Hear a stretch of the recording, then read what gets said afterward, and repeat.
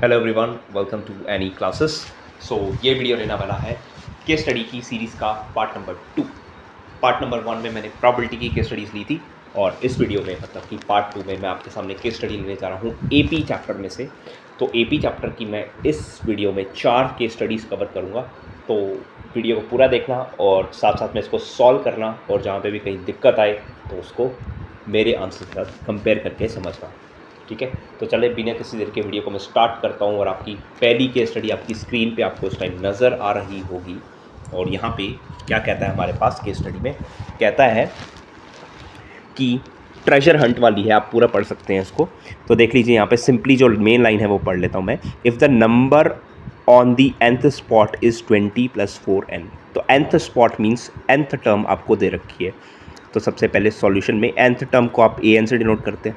तो nth term का formula आपके पास क्या दे रखा है, यहाँ पे वैल्यू दे रखी है ऑलरेडी 20 + 4n।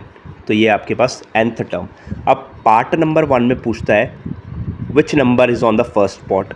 तो मतलब a1 की वैल्यू पूछ रहा है। तो आपको कुछ नहीं करना, आपको an पता है तो आपको n की जगह सिंपली 1 पुट कर देना है। तो ये बन जाएगा a1 = 20 + 4 × 1, जो कि हो जाएगा 20 + 4 और इसको प्लस करने पे आपके पास 24 आ जाएगा। तो पहली वैल्यू आपको 24 मिल चुकी है। नेक्स्ट पूछता है विच स्पॉट इज़ नंबर्ड एज 112। मतलब आपको बताना है कि 112 का रोल नंबर क्या है। तो उससे पहले आपको डी पता होना बहुत ज़रूरी है। तो डी पता करने के लिए पहले मैं A2 भी फाइंड आउट कर लेता हूँ। तो A2 के लिए आपको n की वैल्यू क्या पुट करनी पड़ेगी, 2 पुट करनी पड़ेगी। तो बन जाएगा 20 + 4 × 2। तो इसको प्लस करके यू विल गेट 28। तो दैट मीन्स हमारे पास इस क्वेश्चन में ए की जगह पे है 24 और डी की वैल्यू आप देख सकते हो 28 - 24, जो कि हो जाएगी आपके पास 4। अब आपको ए और डी मालूम है तो अब मैं कर सकता हूँ अपना सेकंड पार्ट में बोलता है विच स्पॉट, मतलब आपको एन बताना है, रोल नंबर बताना है। विच स्पॉट इज़ 112। तो इसके लिए मैं क्या कर लेता हूँ, लेट an = 112। अब आपको पता है an का फॉर्मूला क्या होता है, a + n - 1 × d = 112। अब आपने a की वैल्यू क्या रखी थी, तो a की वैल्यू देख सकते हैं, मैंने a की जगह 24 है और d की वैल्यू 4 है। तो आ जाएगा 24 + n - 1 × 4 = 112। इस 24 को वहाँ शिफ्ट कर देंगे तो ये वहाँ जाके क्या हो जाएगा, माइनस का हो जाएगा। माइनस करने पे यू विल गेट 88। ठीक है, इस 4 को वहाँ शिफ्ट करोगे तो डिवाइड हो जाएगा। तो आपके पास आ जाएगा कट करके 22 = n - 1। तो n की वैल्यू आ जाएगी 22 + 1, that is equals to n = 23। तो मतलब कि स्पॉट नंबर क्या होगा, स्पॉट नंबर 23 होगा किसका, 112 का। ठीक है, तो ये आपके पास हो रहा है पार्ट नंबर 2 इसी के साथ कवर।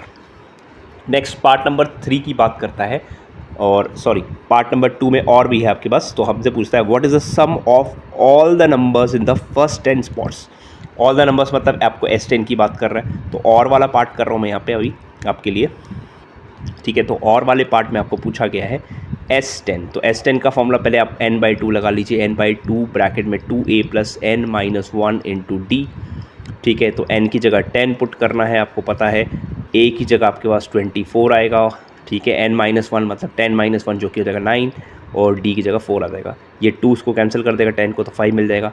तो आपके पास आ जाएगा 5 = 2 × 24 जो कि हो जाएगा 48 और 9 4 कितना हो जाता है, 36 हो जाता है। तो आपके पास आ जाएगा 5 और ये मल्टीप्लाई करके आपके पास बन जाएगा, सॉरी प्लस करके बन जाएगा 8 6 14 4 3 7 और 8 84 हो जाएगा। और 5 × 84 आप जैसे ही मल्टीप्लाई करोगे आपको मिल जाएगा 420।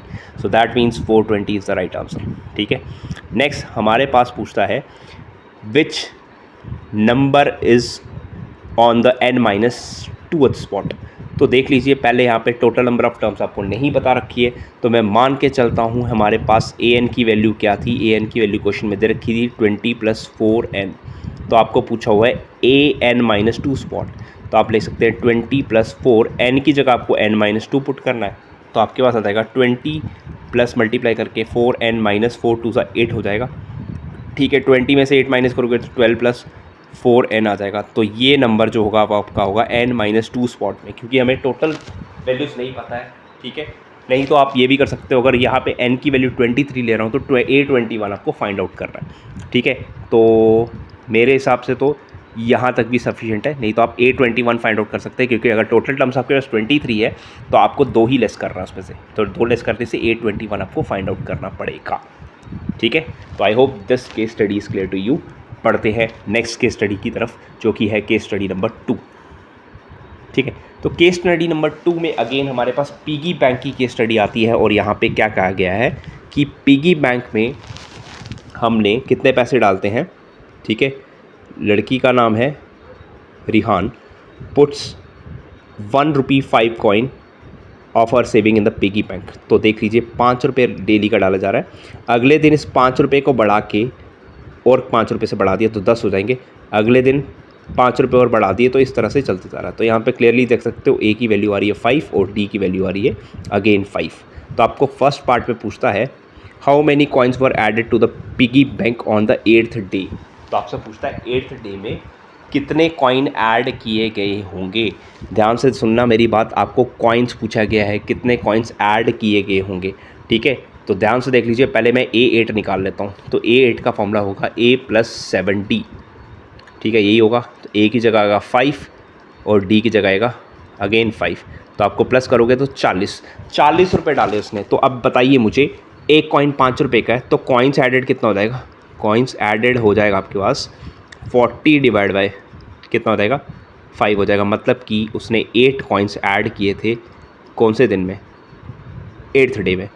पहले दिन में 1 कॉइन ऐड कर रही है, सेकंड डे में 2 कर रही है, तो इसी तरह 8th डे में ऐड कर सकती है। आप सिंपली भी निकाल सकते हैं। नेक्स्ट सेकंड पूछता है हमसे how much money will be there in the piggy bank after 8 days. ठीक है, मनी पूछ रहा है तो मतलब आपको S8 निकालना है। तो S8 का फॉर्मूला लगा लीजिए। तो n/2 ब्रैकेट में 2 × A। तो A की वैल्यू आती है 5 + n-1 मतलब 8 - 1 मतलब 7 हो जाएगा। और D की जगह अगेन 5 आ जाएगा। ये 2 कैंसिल कर देगा इस 8 को, तो 4 आ जाएगा। तो आपके पास फाइनली आ जाएगा 4 × 2 5 10 + 7 5 35। तो हो जाएगा 4 और 10 + 35 हो जाएगा 45। तो आप इसको मल्टीप्लाई कर सकते हैं। तो हमारे पास बन जाएगा, हमारे पास यहाँ पे S8 का वैल्यू आ जाएगा आपके पास 180। तो I hope this is clear to you. ठीक है, नेक्स्ट कहता है हमारे पास पार्ट नंबर 3 में। तो पार्ट नंबर 3 में हमें कहता है if the piggy bank can hold 120 rupee 5 coin in all. तो मतलब कि 120 कॉइन टोटल आ सकते हैं किसमें, पिगी बैंक में। 120 कॉइन्स आ सकते हैं टोटल पिगी बैंक में। ठीक है, और उसमें से आपको कहता है find the number of days she can contribute to put rupee 5 coin in it. तो हमें बताना है कि कितने दिन में ये 120 कॉइन्स आ जाएंगे। ठीक है, कितने दिन में। तो सबसे पहले कॉइन की AP बना लेते हैं। तो पहले दिन उसने 1 कॉइन डाला, अगले दिन उसने 2 कॉइन डाले, फिर तीसरे दिन उसने 3 कॉइन डाले। इस तरह से चलते जा रहा है। हमें बताना है कि 120 कॉइन्स डालने के लिए, उसको टोटल 120 कॉइन्स डालने के लिए कितने दिन लगेंगे। तो मतलब कि आपको SN की वैल्यू दे रखी है 120। I hope this is clear to you कि यहाँ पे हमें कॉइन्स की बात की गई है। पूछता है कि कितने दिन में 120 कॉइन्स वो ऐड कर लेगी। मतलब अगर एक दिन में 1 कॉइन डालती है, अगले दिन 2 डालती है, फिर 3 डालती है, इस तरह से बताना है। तो SN का फॉर्मूला अप्लाई कर लीजिए। तो हो जाएगा n/2। ठीक है, ब्रैकेट में 2 × A + n-1 × D bracket close equals to 120। ठीक है, तो n की जगह आप वैल्यू नहीं पता, n ही तो आपको फाइंड आउट करना है। A की वैल्यू आपको सामने दिख रही है 1 आएगी, तो हो जाएगा 2 × 1 और n - D, D is again 1 equals to 120। Next इस 2 को वहाँ शिफ्ट कर लीजिए, ये मल्टीप्लाई हो जाएगा, तो ये 240 बन जाएगा। पीछे आ जाएगा आपके पास 2 + n-1, तो ये बन जाएगा n × n + 1 इक्वल्स टू 240। ठीक है, तो ये हो जाएगा n² + n - 240 equal to 0। Now this is your quadratic formula. तो क्वाड्रेटिक फार्मूला करने के लिए आपको इसको सॉल्व करना पड़ेगा। तो इसका सबसे पहले हम लोग D निकाल लेंगे।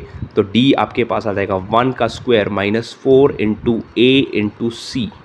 C माइनस का है, तो माइनस इंटू माइनस प्लस हो जाएगा। तो ये हो जाएगा 1 + 960 जो कि हो जाएगा 961। तो आपके पास n की वैल्यू आ जाएगी -B ± √961 डिवाइडेड बाई 2 × A। अब आपको पता होना चाहिए कि जो हम लोग यहाँ पे वैल्यू लेंगे वो प्लस वाली लेंगे, माइनस वाली लोगे वो तो रिजेक्ट हो जाएगी। तो मैं सिंपली प्लस वाली वैल्यू लेता हूँ। ये जो हमारे पास 961 होता है, ये किसका अंडर रूट होता है, ये 31 का होता है। आप चेक करके देख लीजिए। तो आपके पास आ गया 30/2 दैट इज़ 15।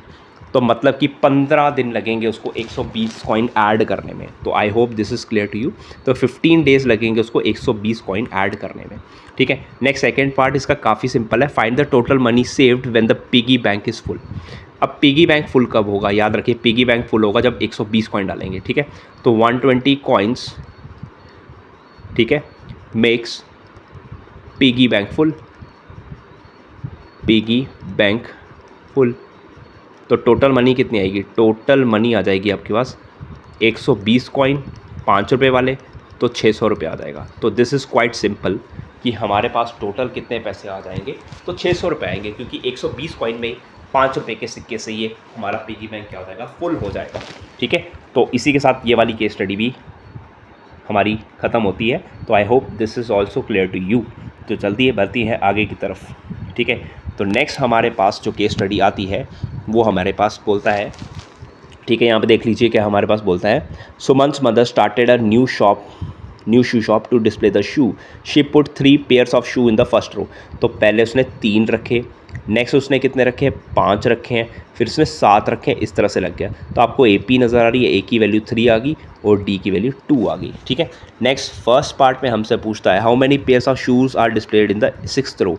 तो 6th रो मतलब A6 का फॉर्मूला लगाना है, तो A6 का फॉर्मूला लगा A+5D, तो A की वैल्यू 3 और D की वैल्यू 2 पुट कर दीजिए। तो यहाँ पे होगा 3 + 10 दैट इज़ 13 पेयर्स हमारे पास देखने को मिल जाएंगे। नेक्स्ट पूछता है what is the difference between the first row and the 6th row. तो फर्स्ट और 6th रो मतलब फर्स्ट 6th रो आएगी A6 और फर्स्ट रो हमारे पास आएंगे A1। तो A6 का फॉर्मूला लगाइए, तो A+5D हो जाएगा, माइनस A आ जाएगा, यहाँ से A कैंसिल हो गया, तो आपके पास आएगा 5 × D, D इज़ 3, तो मतलब कि आपके पास आ जाएंगे 15, सॉरी D आपके पास 2 है, यहाँ पे मैंने गलती कर दी यहाँ पे, तो D की वैल्यू 2 है, तो 5 × 2 10 शूज़ हो जाएंगे हमारे पास, 10 पेयर्स हो जाएंगे, ठीक है। So I hope this is clear कि 10 किस तरह से आ रहा है हमारे पास आंसर, ठीक है। तो 10 पेयर्स आएंगे डिफरेंस में हमारे पास, ठीक है। Next find the total number of shoes displaced in the first 15 रोज। अब याद रखिए हमारे 15th रो नहीं बोला है, फर्स्ट 15 रोज बोला है, तो मतलब S15 फाइंड आउट करना है। तो n/2 ब्रैकेट में आता है फॉर्मूला 2 × A।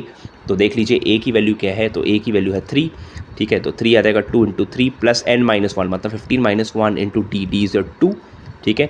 नेक्स्ट देख सकते हो यहाँ से मैंने आपको काफ़ी बार बताया अगर कॉमन निकलता है 2, तो 2 जैसे ही कॉमन निकाल गया पीछे रहेगा 3 + 14, क्योंकि यहाँ से भी 2 निकाल चुका हूँ, ये 2 और 2 कैंसिल हो गया, तो आ जाएगा 15 × 17।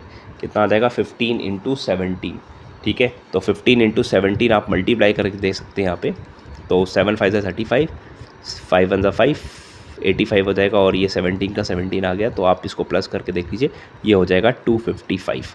तो I hope this is clear to you कि 255 कैसे आया। सिंपली मल्टीप्लिकेशन आपको यहाँ पे करना है और आपको आंसर मिल जाएगा, ठीक है। यहाँ पे 15 रोज़ बोली है, 15th रो नहीं बोली है, तो आपको ध्यान रखना है थोड़ा सा। नेक्स्ट और में कहता है कि if the pair of shoes displace in the 4th row are on sale at the price of ₹500 for each pair, then the total amount of money earned by Suman's mother if all shoes displayed in the 4th row are sold out। तो सबसे पहले और में हम लोग कर लेते हैं। तो देख लीजिए सबसे पहले और में आपको पूछा है कि A4 में कितने शूज़ हैं, तो A4 में आपके पास शूज़ आ जाएंगे A+3D। तो A की जगह आपको पता है कितना आएगा, A3 आएगा और D आपके पास 2 है, तो यहाँ से हो जाएगा 3 + 6 जो कि हो जाएगा 9। अब टोटल सेल कितनी हो जाएगी भाई, एक शूज़ की 500 है, तो 9 शूज़ की कितनी हो जाएगी ₹4500।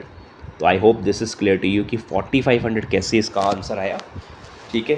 तो इसी के साथ हमारी ये वाली केस स्टडी भी एंड अप होती है और बढ़ते हैं इस वीडियो की लास्ट वाली केस स्टडी जो आपको ज़रूर देखनी चाहिए, ठीक है। तो लास्ट वाली केस स्टडी अगेन मैं कहूँगा ये बेसिक के बोर्ड एग्जाम्स में ऑलरेडी आ चुकी है, तो बहुत ही सिंपल और एक आसान सी केस स्टडी बेसिक वालों के लिए यहाँ पे, ठीक है। हमारे पास कहता है Aashna being a plant lover decided to convert her balcony into beautiful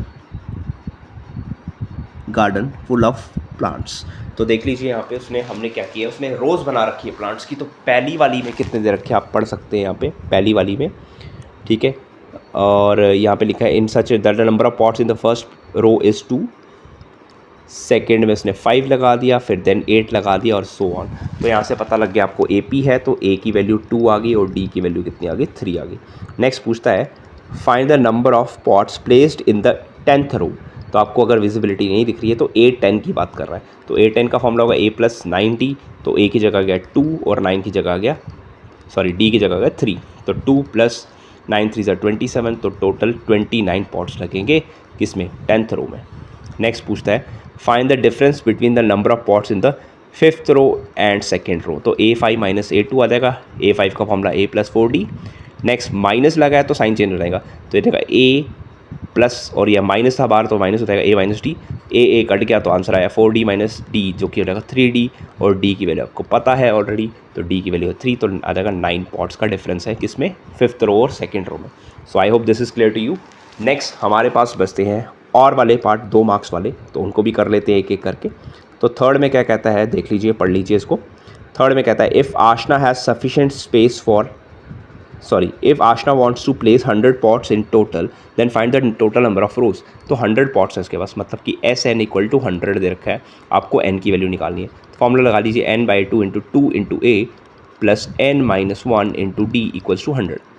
ठीक है, तो यहाँ पे देख लीजिए A की वैल्यू आपको पता है, फर्स्ट में उसने कितना लगाया, A की लगाया है 2 और D 3 है, तो A की जगह आएगा 2 और D की जगह आएगा 3। ठीक है, अब देख सकते हो ये 2 यहाँ से कॉमन नहीं निकलता, तो उसको शिफ्ट कर दीजिए वहाँ पे, तो ये रहेगा 4 प्लस 3N माइनस 3, और ये 2 वहाँ जाके मल्टीप्लाई हो गया तो 200 हो जाएगा।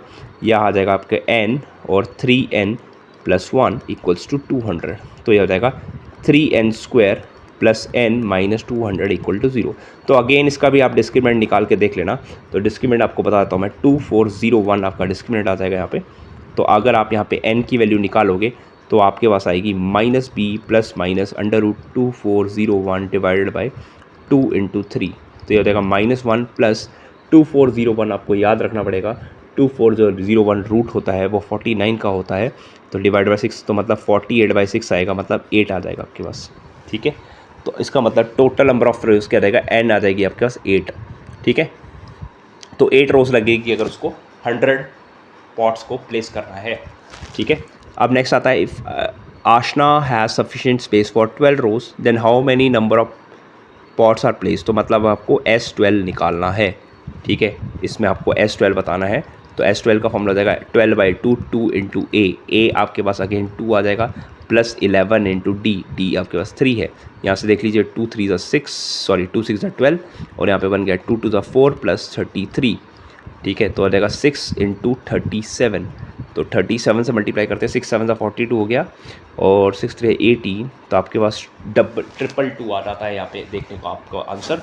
सो इसी के साथ आपका ये वाला पार्ट भी कंप्लीट होता है, और 222 हमें देखने को यहाँ पे मिलता है। Number of pots equal to 222 pots. ठीक है, तो 222 पॉट्स हो जाता है। सो इसी के साथ हमारी चौथी और लास्ट केस स्टडी भी इस वीडियो की ख़त्म होती है। सो आई होप ये सारी की सारी केस स्टडी आपको क्लियर हो चुकी होगी। फिर भी आपके मन में कोई डाउट है तो आप कमेंट सेक्शन में लिख सकते हैं। ठीक है, सो इससे पहले का वीडियो आपने मिस कर रखा है या फिर आपको कंसेप्ट क्रक्स की रिक्वायरमेंट है, सबका लिंक आपको वीडियो के डिस्क्रिप्शन में मिल जाएगा, आप वहाँ से जाकर उसे चेकआउट कर सकते हैं। ठीक है, अगर वीडियो पसंद आए तो वीडियो को लाइक कीजिए और शेयर ज़रूर कीजिए अपने फ्रेंड्स के साथ, और चैनल पर नहीं हो तो चैनल को ज़रूर सब्सक्राइब कीजिए और अपने फ्रेंड्स के साथ शेयर कीजिए, क्योंकि ऐसी और केस स्टडीज़ वाली वीडियोस आपके पास और भी आती रहेगी। तो thanks for watching and have a good day. Thank you all.